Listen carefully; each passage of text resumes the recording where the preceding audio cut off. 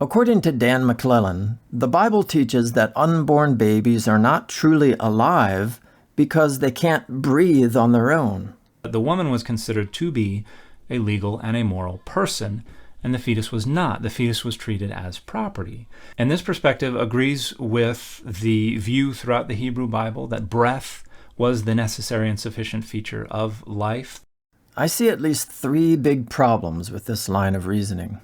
First, while babies obviously can't breathe on their own, they do experience the benefits of breathing indirectly through the breathing of their mothers. And this would have certainly been understood even in the ancient world, for if a pregnant woman were to stop breathing, the unborn baby would die along with her.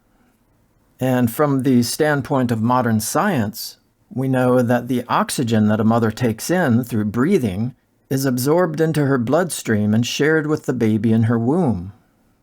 Second, the Bible doesn't only define life in terms of whether or not someone can or does in fact breathe. It also says that the life of the flesh is in the blood.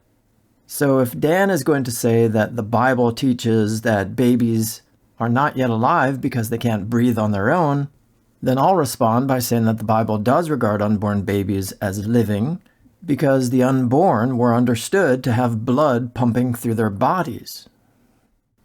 Third, as I mentioned in my other video, the biblical authors envisage or portray the unborn as living persons.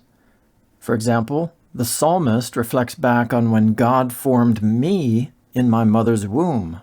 He uses lots of first-person pronouns here, and these, I think, indicate that he identified as the developing body within his mother's womb. It would have been no different if he had been reflecting back on some experience that he had as a 12-year-old or as an adult. Again, John the Baptist is said to have received the Holy Spirit while he was still in his mother's womb. This implies that he was alive.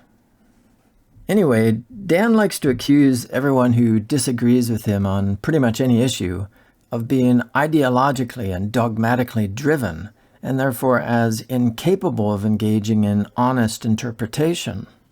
I suppose that since I'm suggesting something here about the ethics of abortion, he would accuse me of being a right-winger or something like that, although at this point in my life I would consider myself politically marooned, nonpartisan, and highly cynical about politics. But anyway, I would just like to say that when Dan talks like this, I really think he's projecting. But maybe that's for another time.